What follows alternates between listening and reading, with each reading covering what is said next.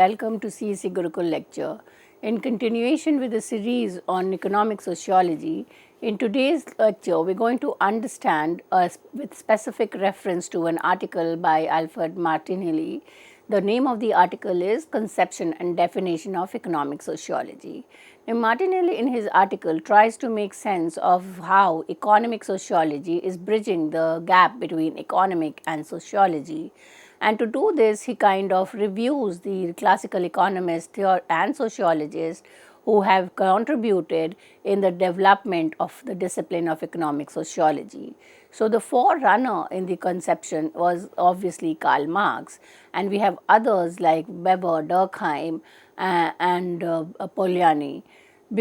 In today's lecture, we were now going to focus more on how the economic sociology has emerged, the context in which the subdiscipline emerged, and we'll try to understand Weber's contribution to economic sociology. So, the emergence of economic sociology as an autonomous field of study was in terms of the large scale transformation which was taking place. So, economic sociology arose when cultural and institutional conditions were ripe for its development. The first recorded use of the term was by William Stanley Zevon in 1879, and he was an economist. However, the concept was adopted and developed by sociologists like Max Weber and Emil Durkheim. It became a distinct field within sociology rather than just an extension of economics. The German intellectual context plays a dominant role for the emergence of economic sociology. So, this German intellectual milieu is shaped economic sociology. The key thinkers in this field are Max Weber, and he studied the relationship between economy and culture. The most classical text is The Protestant Ethic and the Spirit of Capitalism.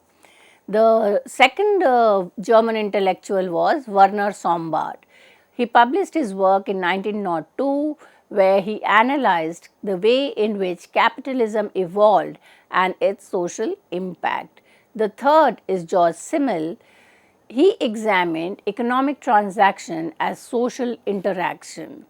The fourth is Joseph Schumpeter, who explored economic development, entrepreneurship, innovation, and tried to look into the social aspect of these economic process.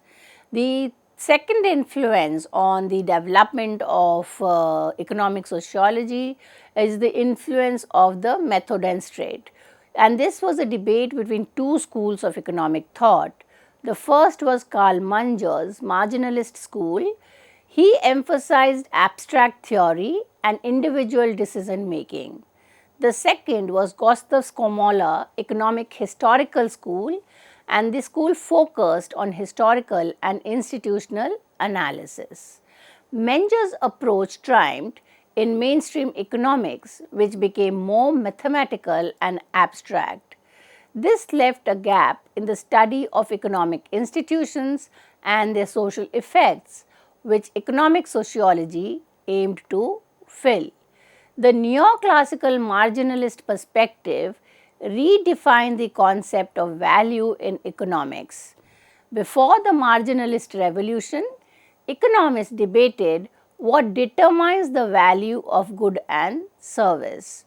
So, between the debate of these two schools, we can see the emergence of the classical economist, which we have talked in the first half of the lecture.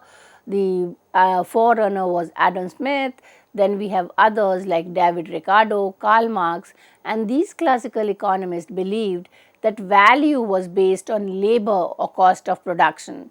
So, when we read Karl Marx, we see that his entire theory was based on labor, the productive power of the labor, and how the appropriation of this labor value led to the conflict. So, the focus of the classical economist was on labor, value of labor, production, how the modes of production changes, and they were trying to look into the cost incurred in making a good. The neoclassical economist introduced a new approach in the late 19th century. which is known as the neoclassical economist. Karl Menger, Leon Walras, and William Stanley, these belong to the neoclassical economist, and they shifted the focus to individual preference and market price. Instead of focusing on objective factors like labor or production cost, which the classical economists were doing, the neoclassical economists argued that value comes from individual preference and marginal utility. This shift solved the paradox by explaining that value depends on additional satisfaction, that is, marginal utility, and a person gains from consuming one more unit of a good. Value was reduced to market price, and this was determined by number 1, demand, how much consumers are willing to buy at different prices. Number 2, supply, how much producers are willing to sell at a different price. The interaction of supply and demand determines equilibrium price, aligning with rational choice theory. This perspective assumes that resources are limited and economic decision must be made to maximize efficiency. So, we will kind of try to understand that this was the context, the changes that was taking in the society at the academic knowledge level as well as economic and society. Now, we try to understand the contribution of classical economists, mainly Alfred Marshall. He played a crucial role in making neoclassical economy the dominant framework. He combined classical and marginal ideas, stating that value comes from both cost of production, which was a classical idea from Smith and Ricardo, marginal utility, which a key insight of the marginist revolution. So, it is coming in from both, from the cost of production as well as the marginal utility. So, this led to Marshall's supply and demand model, where price is determined at the intersection of supply, cost based, and demand, which is utility based. Marshall's work solidified neoclassical theory as the mainstream of economic, shaping number 1, modern microeconomics, that includes consumer behavior, firms' decision making. Second, economic education, and it is still a kind of a part of all school textbook. Third, policy making, assumption about markets, efficiency and rationality leads to the policy making process. Albert Hirschman criticized the assumptions behind neoclassical economics, and the criticism is that it assumes individual act as autonomous buyers and sellers. People are seen as isolated decision maker, making rational choice without social influence. So, if we look into a lot of people, even when you go to buy a particular, say, a car or a phone, it is not your individual decision. You are not an autonomous buyer. Your decision to buy a product or to consume a product depends on a lot of factors. One of them could be in terms of looking into the family. So, your desire, you may be in need of a product, but your capacity to buy or consume it would depend on how much you can take out for yourself or how much you can leave out for spending on the family member. So, this demand and supply is not always a purely economic factor, and it depends on lot in terms of your family, in terms of your class, and lot of non-economic factors. The second important author for understanding the emergence of economic sociology is Granovetter. According to Granovetter, neoclassical perspective amounts to an epo-socialized perspective where there is no room for the impact of social structure and social relation on the production, distribution and consumption of good. This perspective, the opposite of hyper-socialized, one in which individual action is totally subordinated to the social control of internalized norms and values and dependent on the approval of other. Although the hyper-socialized and the hypo-socialized are opposed to each other, they share the same conception of the atomized individual. Now, when try to understand what is the difference between the neoclassical economics and economic sociology. So, the effort to integrate or to merge economy and society was already made by the neoclassical economist. So, how far is it different from the new discipline which is economic sociology? So, the key difference between the two can be summarized as follow. The former conceives itself as the study of the optimal allocation of scarce resources for alternative uses through the rational pursuit of self-interest by atomized individual in competitive markets and adopts an analytical deductive method leading to the formulation of universal laws, while the latter conceive itself as the study of how human beings produce, distribute and consume goods through a mix of utilitarian and non-utilitarian action. So, that is kind of summarizes the distinction between the economic sociology and classical neoclassical economics, and then we kind of understand the most important contribution in the emergence of economic sociology has been by Max Weber. Max Weber defined economic sociology as the study of the mutual influences between the economy and the broader social structure. Unlike mainstream economics, which focuses only on market price, Weber emphasized that social and cultural factors shape economic behavior. Economic forces influence non-economic aspect of life, and his work Economy and Society, Protestant Ethic and the Spirit of Capitalism, he is trying to look into the interlinkages between the so-called economic and the non-economic aspects of life. Weber classified socio-economic interaction into two categories. Number one, economically relevant phenomena. These are non-economic factors that affect economic behavior. They include religion, politics, law, social norms and cultural value. The example, in Protestant Ethic and Spirit of Capitalism, Weber argued that the Protestant values of hard work, frugality, discipline contributed to the rise of capitalism.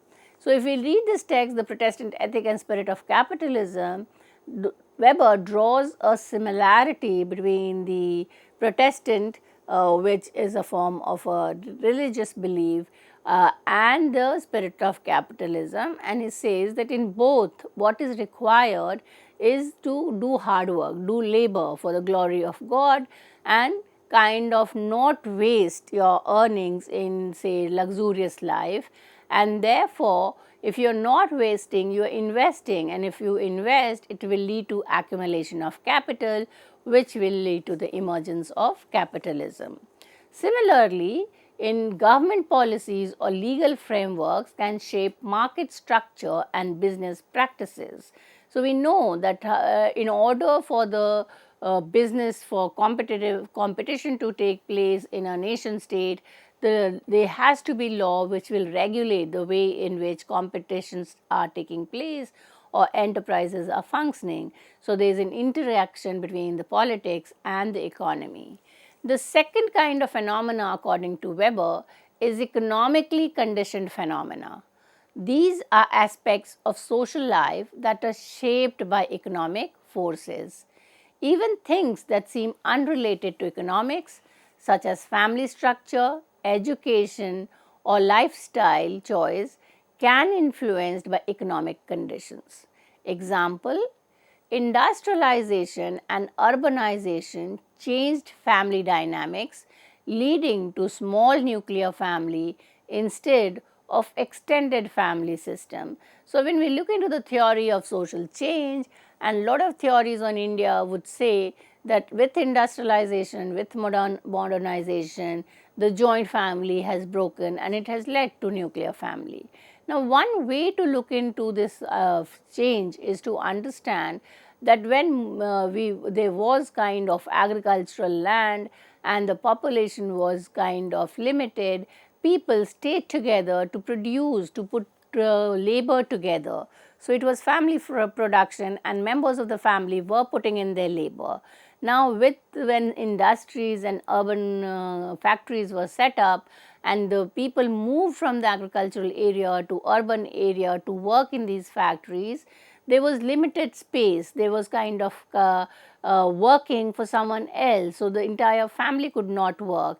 It could be one who could kind of migrate and start working in the urban area, and therefore, the change in the family composition is basically the result of economic change, and the family is now not large in its size, they are not extended, but they are kind of limited in terms of the member who are going to reside together.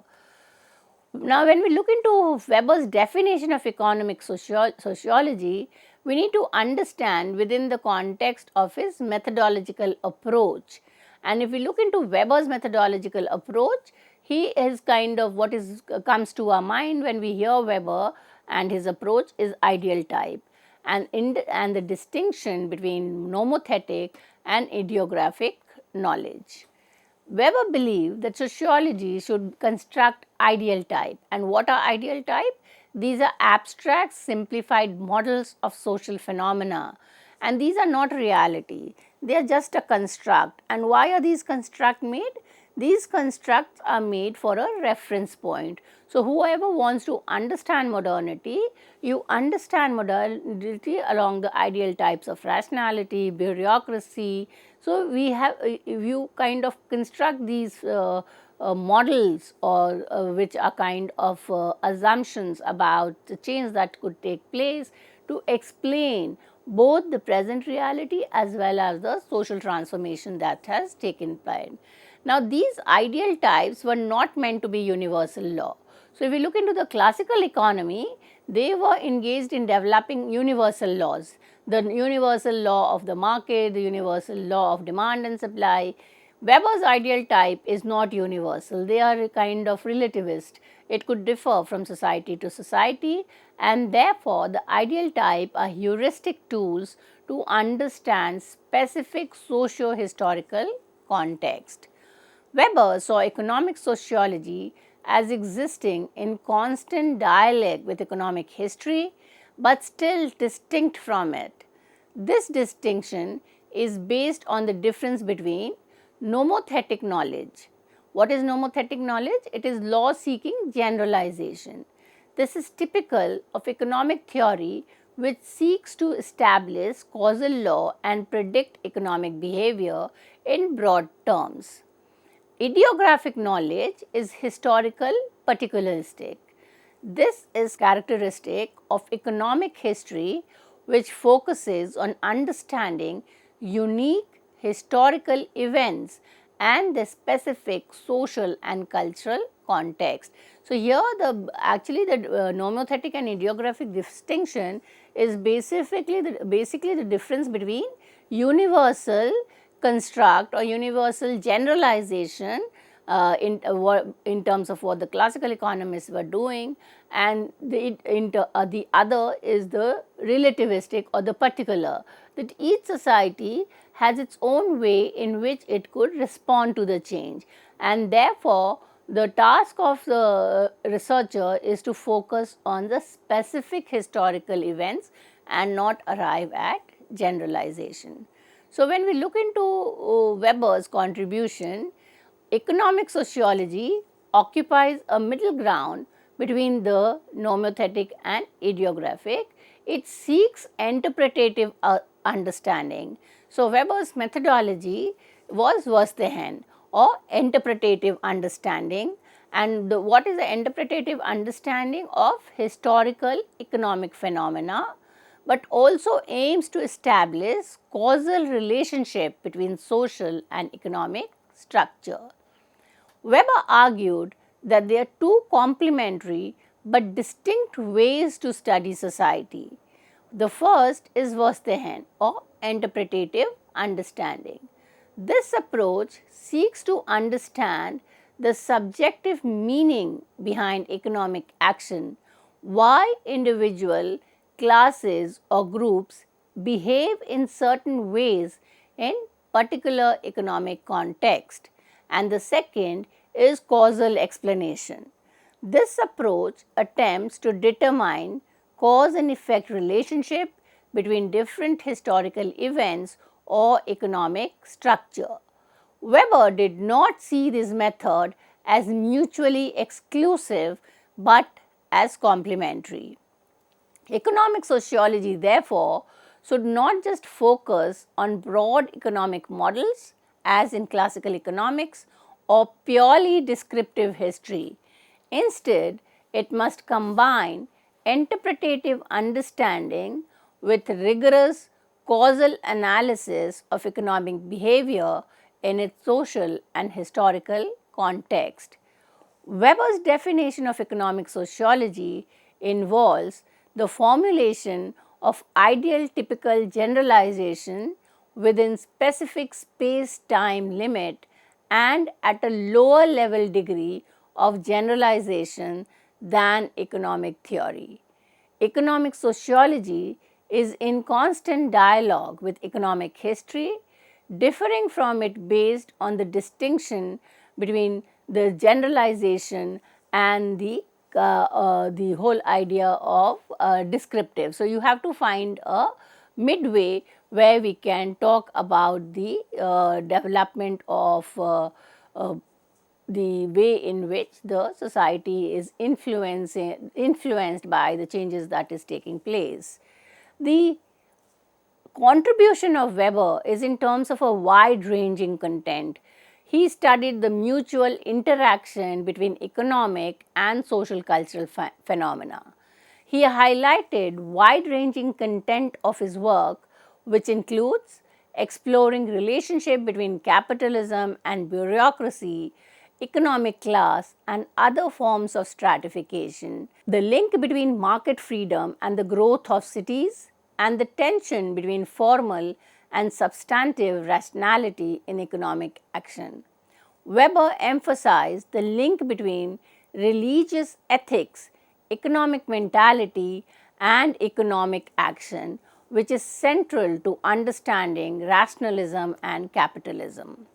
When we look into Weber's contribution of modern capitalism, he says that it comprises a complex network of interrelated institutions such as the market economy, business corporation, free and voluntary labor, public credit, and the stock exchange, each with its own history and relation with other institutions. Each institution has its own history, its own relation with other institutions. Weber's core argument is that this complex of institution is tied together by a common mentality, the spirit of capitalism, which is in turn related to the ascetic ethics of Calvinism and Puritanism.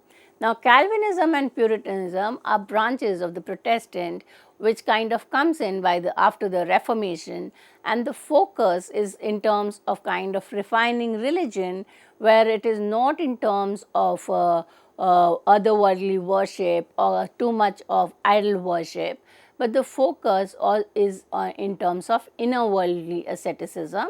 That is, you did not give up your life and become a sage or go to the any isolate place. You can continue with your materialistic and your social life, and the only is that it kind of depends. The Protestant ethics says that there are some who are the selected and the others are the damned, And for you to understand that you have received God's blessing is in terms of your economic well-being. So, if your economic conditions are good, it is a symbolic of the fact that you have kind of received what God's and you are the selected one. So, the focus of individuals is to increase the glory of God. And how do you do that? You do it by putting in a lot of labor. Labor in the sense of putting off lot of hard work and not wasting your earnings and your hard work by engaging in a luxurious lifestyle, but what you do is the inner worldly asceticism implies that you live like ascetic in your family with your colleagues, but yet do not waste your money, you do not waste your earnings in luxurious work. And what do you do then? That whatever you earn, you start reinvesting.